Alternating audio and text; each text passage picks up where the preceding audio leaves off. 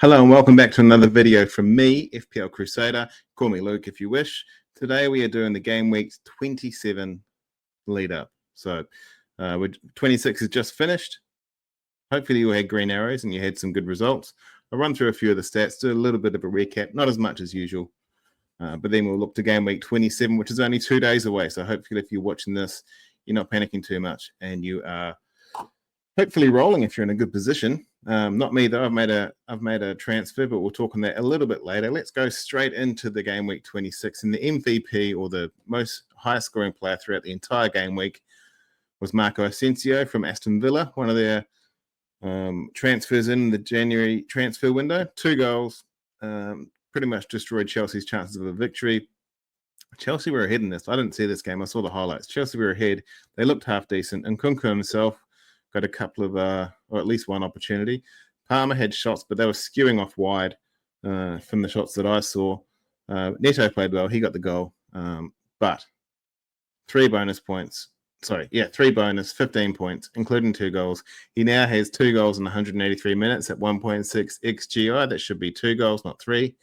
So Asensio looked pretty good, actually. Looked pretty lively. People thought that when he went from Madrid to Paris, there was rumors that he was just going there for the money and going there to retire. But it looks like he wants to play, and he's playing pretty well. Let's not forget he's only on loan. But if he starts playing better, I could see Villa keeping him there. He is giving him a bit of extra attacking threat that they haven't really had without Watkins and Rodgers. They haven't had extra attacking threat. John McGinn's okay, but he'll pop up for the odd goal now and then, but he's not that flash. Let's face it. Brentford, looking at the results, Brentford 4-0 over Leicester. Those who captained Mbeumo were riding high for a day, and then, or 2 days, I should say.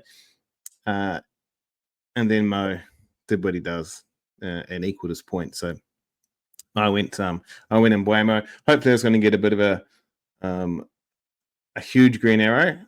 It's hard to say when you've got Mo Salah, you don't captain him, you wanted to fail, but also you still want points, right? I know it's relatable to people around you, but I didn't want him to fail. I did watch the Everton United game. God, that was boring. Oh, I can see why people called that the Garden Centre game. Man, Everton showed a little bit. Manchester United are in trouble. They need the EAFC or the Football Manager reboot. They need that in real life. Hopefully the Manchester United club will back him to bring in the players he wants. Clearly he doesn't have the players for his particular style. Hopefully they'll come in. Arsenal fluffed it again. They're never going to get a championship if they keep doing this type of stuff. Bournemouth, frustratingly, they played well, but they just didn't get any opportunities. Wolves beat them. Good on you, Wolves. If anyone went assistant manager in Pereira, well done. Palace beat Fulham. Frustrated at that. I'm a Fulham supporter, as you well know. Palace beat us. Palace were the better team. I don't want to swear, but whatever. Spurs, Ipswich. I mean, yeah, Brennan Johnson, those who kept him, well done. Brighton, Southampton. Brighton are playing pretty well. They're one of the form teams in the comp at the moment. The issue with Brighton is they're not like your Salahs. They're not like your Isaacs or whoever else. There's 8 players that can score goals any game week, so you don't really know who to go. If you've stuck with Matoma over the last few weeks, you've benefited from it, so well done. Interestingly enough, Newcastle and Forest, it's a 7-goal thriller. Didn't see that coming. So congratulations to them. And you can't really see it, but Liverpool beat City. Yeah, City aren't going to challenge for the title. Anyone who thought City would get back up and challenge for the title, but they're not in the same league as the top team in the league. So not even in the time zone. It's just Kevin De Bruyne. Anyone saw that shot that De Bruyne made when it hit the goal, the corner post rather than the goal? Man, I feel sorry for the bloke. He's clearly struggling with physicality. But yeah, not up to it. Double-digit differentials for the week. So these are players under 10% owned that scored double digits. There's quite a few. Munoz, Aaron Wan-Bissaka, Asensio, as we've spoken about. Brennan got 2 goals. Sabosalai got 13 points. He's only 3% owned. Maybe a lot of people either didn't take him on or got rid of him during those double-doubles, but whoever held on to him is doing pretty well. Before the double-doubles, he scored a goal as well. So clearly he's a bit scared about double game weeks, but either side, you take those points. Decore got 12. Interesting, he was playing in a hybrid 10 position, Decore. I wouldn't expect that every week. Alcaraz probably should play there, but whether or not it's in the right setup.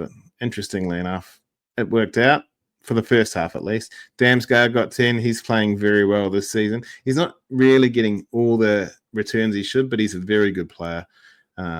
He's living up to the potential of what he brought in. Hinshelwood got 10 again. Seagull supporters always tout how good Hinshelwood is, and when he comes back, he'll play better. 10 points. He's doing pretty well. 0% owned. He's the only person I've ever seen. I've been doing this for over a year. He's the only person I've ever seen is 0.00% owned. I assume that'll change. Recency bias is a strong thing in Fantasy Premier League. Bruno Fernandes is only 9% owned. He got a goal, obviously, and Jarrod Bowen only 4% owned. If you said 3 years ago to FPL managers that Bruno Fernandes and Bowen will be 13% owned combined, they'd be laughing. You'd probably expect it to be around the 80% mark, 40% owned each, but how FPL has evolved. This is one of the things I like to look at just to see the value of my investment or the return on investment for the finance people like myself. Points per million. This is by Fantasy Football Pundit. Quite a few of the screens I had are from them, so thank you to them. I'm not affiliated. I just appreciate it. Wood is the number one in terms of points per million. Sales is up there too, and down the bottom is Aino. Just shows what kind of great season Forrest are having. Kluivert's right up there. And if he hasn't scored a goal in the last couple of weeks, if he scores another goal, then he could be right up the top of this particular metric. Pickford, Henderson, you're going to get goalkeepers a lot. Munoz has come into the top 10 for the first time, I think, ever. Probably because of his 13 points, really rollicked him up the rankings. And Mbeumo, as we know, he's well worth it. Expect Mbeumo to go up to at least 10 next season, I reckon. Cunha will probably be about the same. Gay, he's doing pretty good for himself. And Ola Aina is still the number 2 scoring defender in the league, I believe. Don't quote me on that. I think he is. He might have dropped to 3rd. Actually, no, he couldn't have because Gabriel stuffed up with Arsenal. As we know, the chokers keep choking. Hopefully one day they might be able to buy a trophy and just put their name on it, like they're trying to impress some girl that comes around to your house after school. But I don't think they'll challenge Liverpool. It's pretty much Liverpool's to lose at this stage, and that's not me putting the mockers on them because I'm not a Liverpool fan or any other fan apart from Fulham, so everyone else can just do what they want. Let's have a look at the game week XG score. Brighton's XG was 4.2, and I heard the above average boys talking about this earlier today. They're saying that usually teams score 4 against Southampton with 2 XG. So to actually bring out 4 XG is quite impressive.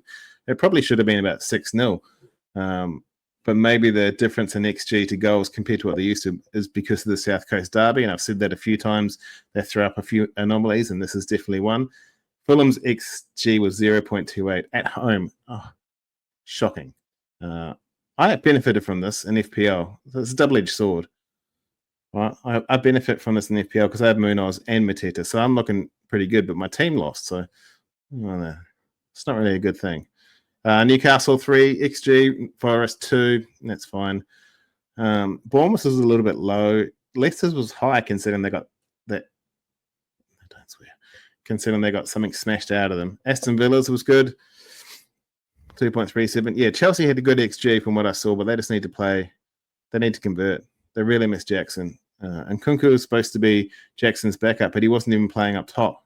He was playing out wide, so I don't know what Maresca is doing. I don't really care because Chelsea technically are my rivals, the Fulham's local rivals, but I still got these players in my team and I want them to do well in terms of FPL. West Ham, good on them. And Liverpool, their XG was quite low as well. So it just shows that it doesn't matter what XG is, the goals can come either side of it. This is how I went for game week 26. 95 points. The last week I had Slotty.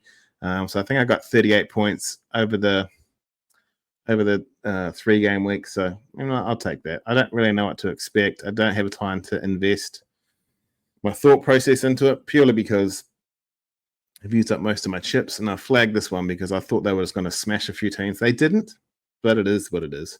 I've still got returns every week in double figures, so I can't complain there. My issue was this week against City, and he almost matched his previous 2 doubles, so can't go wrong. Defensive issues. I know it says Munoz there with 13, but Hoyson, so Bournemouth led in some goals. Murillo got 0. I had Vandenberg there. He didn't play, so Murillo got 0. Mazraoui got the 1, so it's still a bit of an issue there. Bournemouth need to do better, and Mbeumo cap was a win. Woody got 5, Mateta got 5. We're talking bonus for these guys and assists. Did they get assists? Let me just check that and get back to you. Yeah, sorry about that. Yeah, they did both get assists. So my concern is I really want Cunha in my team, but who do I get rid of him for? I've got Mateta, I've got Wood, I've got Isak, and they're returning pretty much every week. Similarly to what Cunha is, I think Cunha could do well against Fulham at home this week, but Marco tends to get us to bounce back a bit. That being said, this season specifically, we're playing better against teams at the top than we are at the bottom, so I haven't got Cunha in my team, and I'm not bringing him in this week, but I wouldn't be surprised if he does some damage. As you can see, after game week 21, what are we, 5 weeks late, I've got 3 deadbeats on my bench, Ahmad, Fabianski, and Vandenberg. 2 of them are injured, and then Flappy doesn't get any gains, but I'm going to wait till game week basically 33, which is when I was going to use my bench boost and see if I need to spend a transfer on Flappy, so my bench boost looks nice. I'm already going to get rid of Pickford in game week 30 for Pope. They've got 2 doubles coming up, and I think they can do a lot of damage. Pickford's fixtures fall off a cliff then. So that's a consideration for me. I was never expecting a lot of points in terms of my defense this week, and I'm lucky with Moonos. Otherwise, it could have been a grey/red arrow. But I had a pretty good weekly rank of 360, and I've got a 300k, or just under 300k green arrow from 1.3 something just over $1 million. So I'm pretty happy. Now let's have a look forward to game week 27. Starting with the injury list, Ahmad, as we know, 16% owned. He looks like he's out for the season. Still a lot of people who own him. He can just sit on the bench. He's quite cheap. Use a transfer to sit in third on your bench. I need to use a transfer for him this week, and I've already transferred him out because I don't have enough people playing. And also the fixtures, I want to capitalize on them. Rogers is 25% owned. He's got a knock. Palace this game week, he could be rested. As I mentioned earlier, they've got lots of Asensio, they've got Rashford, they've got Mellon, and they've got the rest of the players they previously had, so they don't need to rush him back. And after this, there's 8 days or 10 days until the next Premier League game, but he's got cup games in between, so it depends on what they need him for.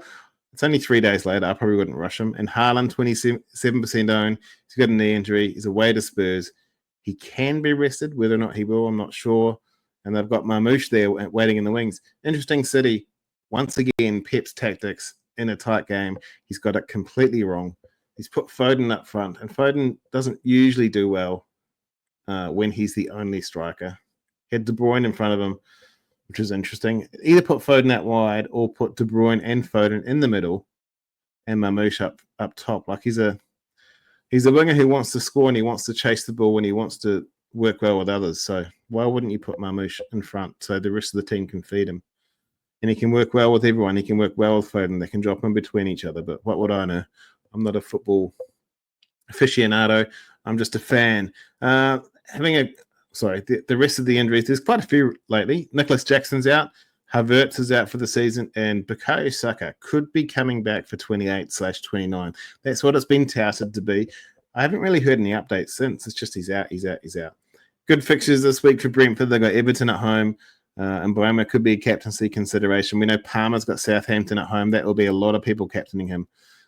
Wolves and Fulham play each other, as I said, West Ham and Leicester. So you'd expect West Ham to want to travel and get the game there. Manchester United and Ipswich. That's an interesting one. If you've got Bruno Fernandes, he just scored a goal. Is he going to back it up? Can he back it up? Does he have the capabilities to back it up? I guess we'll see. This is the shots on target graph. I've had to remove the name of it because the graph's getting so big. Excuse me. So the shots are Haaland and Salah in the 80s.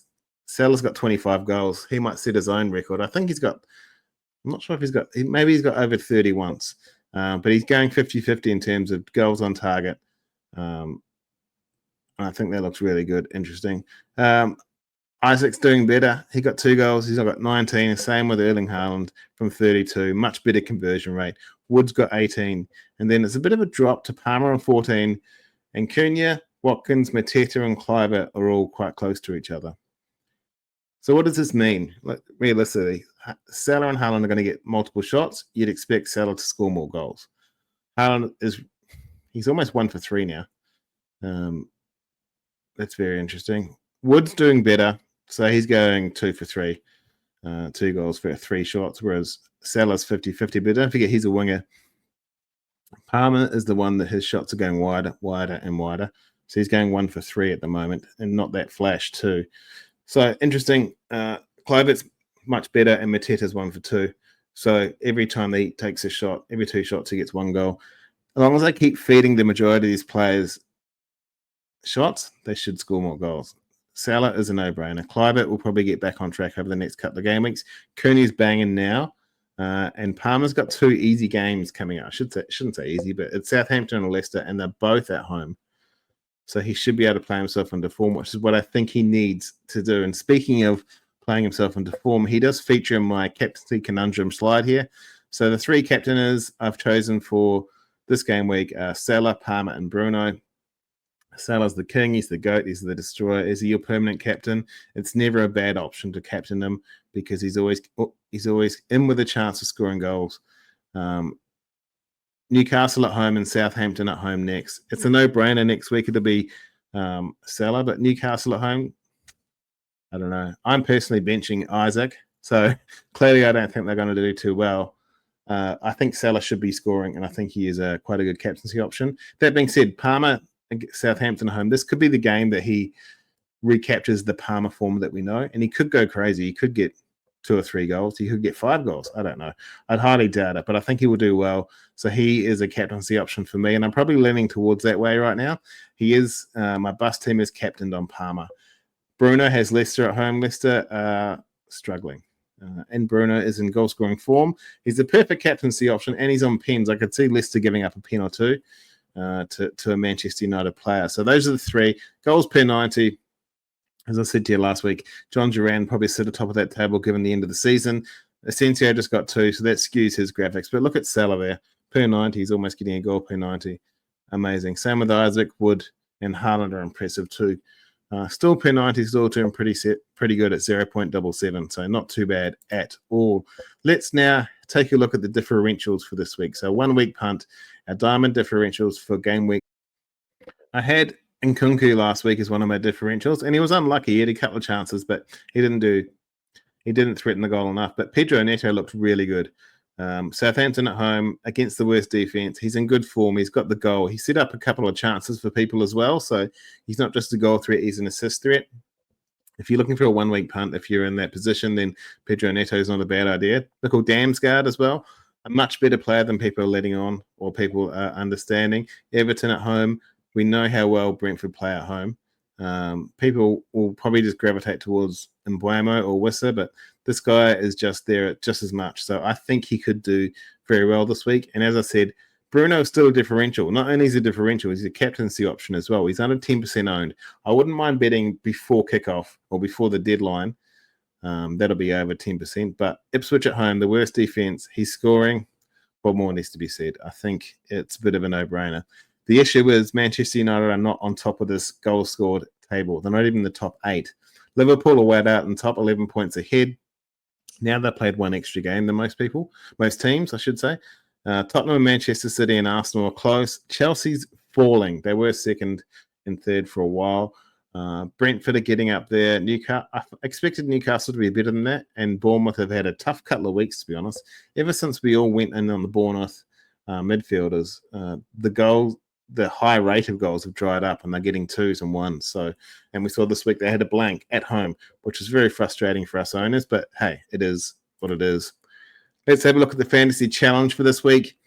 This week is a bit different. It's double points for the players in your assistant manager team. So you choose an assistant manager, but in challenge they're saying if you have like players that are managed by this person, their points are doubled. So I've got Cunha in my team. I might even change him to the captain because essentially it'll be triple captain, right? I've got Pereira. I think him being 17th and Fulham being 10th. I think they can do the wood over Fulham. So I've got 3 Wolves and 3 Chelsea in the team, plus the Wolves manager. I've got Bruno there because I think he will do well, but I've got Palmer captain. That might change. I might take a punt and make Cunha the captain and see if I can really capitalize. That being said, I think Palmer's going to do well.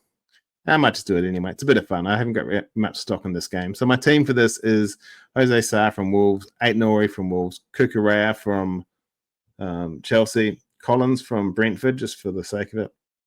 Then I got Palmer and Kunku, Salah and Mbeumo and Fernandez, and then Cunha as well. So hopefully the challenge goes much better than it has the last few weeks. But here's the most important one. This is my FPL team for the game week. So as you can see on the top left, top left there, my live rank is 1.04. As I told you, I had the 95 points, which is a change in just under 300k Green Arrow. So pretty good rank for me. Pretty good movement for myself. Don't forget it. Game week 21, I was 3.1 or 3.2 million, whatever it was. We pulled the wild card, and we've driven it down 2 million within those 5 game weeks. It hasn't been anything spectacular, but it's been pretty consistent. There's been a couple of reds in there as well, but they haven't been big reds, luckily. I have made one transfer this week. I'm taking a punt for 3 or 4 weeks on Christopher Nkunku. Ahmad had to go out because he was injured. I spoke to you about that earlier. And Kunku's in. I think he can do well against Southampton. He's got Leicester next week as well. He will probably score in one of those 2 games. He's looking pretty good. He is a former Golden Boot winner a couple of years ago back in the Bundesliga in Germany. Chelsea just need to figure out how to get the most out of him. But he does have that raw talent there. Controversially, I've benched Alexander Isak away to Liverpool. For me, it was between him and Chris Wood, to be fair. I think Bournemouth will do well at Brighton. Brighton are playing well, but their defense is still pretty average. It's between Wood and Alexander Isak. I've got Murillo on the bench as well, and Vandenberg's injured. I'm starting Mazraoui. So the team is Pickford away to Brentford. I'm not expecting anything from there. Daniel Munoz for Palace at home to Aston Villa. Now, will Aston Villa play better now? If Rodgers doesn't play, does that change too much? I'm not really sure how it's going to happen. I don't think Munoz will get 2 double-figure hauls in 2 weeks, but hopefully he can do some damage. Mazraoui at home to Ipswich. Just keep it clean, Manchester United. That's all I care about. Mazraoui's not going to get many assists, I don't think. Hoyson away to Brighton. Not optimal, but it is what it is. He can get his head on a cross and hopefully get a goal. Mo Salah at home to Newcastle. Clivert away to Brighton. As I just said, I think he can do well. Palmer and Nkunku, the new man. Hopefully they can strike up an attacking partnership and look really good over the next few game weeks. Could be a masterstroke, could be a disaster stroke for me. We'll see. Worst case scenario, he gets the 2 points. I think the rest of the team could carry him for 1 week, but I might have to transfer him out after the blank if he's not doing that flash. Brian Mbeumo at home to Everton. I think he should be fine. He can score against them, especially in the second half. We've seen it in the past where they play well, but they're a bit leaky after half time. We'll see how they go. The turnaround could be difficult for Everton too. They don't have a stacked squad like most clubs or a lot of clubs, especially in defense. Mateta at home to Aston Villa. I'm going to back him to score because I just think he can score every week. And same with Chris Wood. And I think Alexander Isak will struggle against the best defense in the league. That's at least what I'm telling myself, and that's my justification for putting a $9 million player on the bench. Tell me if I'm an idiot or tell me if you think it's wrong, but that's what I'm going with right now. So that's how my team stands. FPL team is what I use for my team slides. If you're not using that, you are definitely missing out. Once again, I'm not affiliated with them. I just think it's an amazing tool, and it helps me plan pretty much everything, including their fixture or their projected fixtures, which is also contributed to by Planet FPL. So there's my team. Hopefully you guys do better than me this week, and hopefully I get 100 points and we all win. I hope your arrows are green and your differential score hat tricks. Thank you for tuning in. Don't forget to like and subscribe and share this if you see it on the socials. Good luck for game week 27. We can have a rest after that. As I said, we've got 10 days after game week 27. So good luck for this week. I hope you have greens, and thank you very much.